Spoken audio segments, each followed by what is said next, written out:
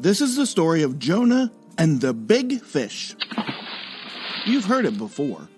Jonah gets swallowed by a big fish, lives inside for 3 days, finally prays and agrees to obey God, and then the whale barfs him up on the beach. But hold on, let's back up and talk about what got Jonah inside that stinky fish in the first place. It was something else stinky. Jonah had a stinky attitude.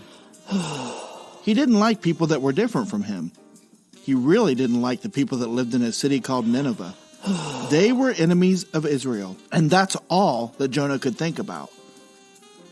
Now God knows everything, and he knew Jonah's feelings about the Ninevites. Yet God asked Jonah to go and warn the people of Nineveh that they were being really bad, and to tell them to stop, or he was going to destroy them. Weird.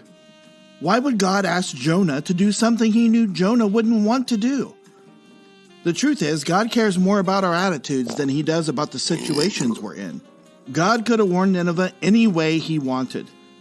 He could have written it in the sky or burned it into toast.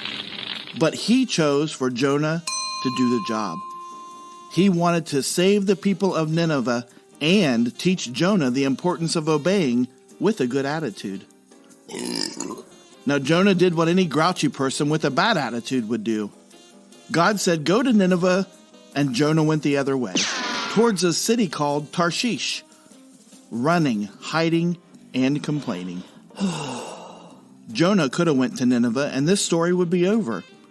Jonah's bad attitude made this story a lot longer than it should have been. Jonah ran away from Nineveh. He got on a boat headed for Tarshish. God sent a storm. The captain and his crew got scared and wondered why God was so mad. They began to throw stuff into the sea to keep the boat from sinking. They prayed to their gods for help. Jonah was inside the boat, asleep. The captain woke him and said, pray to your God. Pray for him to help us. Jonah, with his bad attitude, didn't do anything. Remember, he was hiding from God. The storm kept coming. The storm was sinking the boat. The crew asked Jonah why this was happening. He told them he was running from God.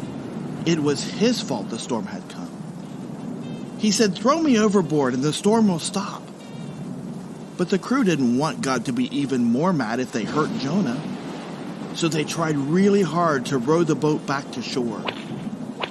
But the storms didn't stop. They were sinking.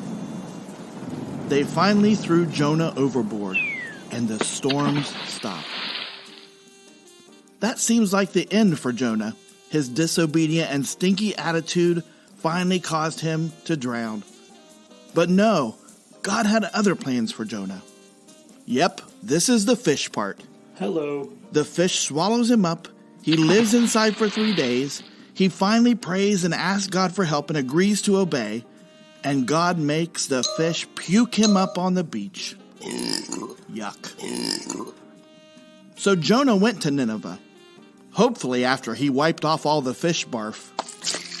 The people in Nineveh listened to Jonah, and they started being good. God decided to save the Ninevites. But what about Jonah? Did he live happily ever after? Was he happy because he saw that obeying God saved Nineveh? Nope. Jonah was so grouchy that he told God he wanted to die rather than to witness a happy Nineveh. God showed Jonah how much he loved Nineveh. We don't know if Jonah changed his attitude or not. The Bible doesn't tell us how his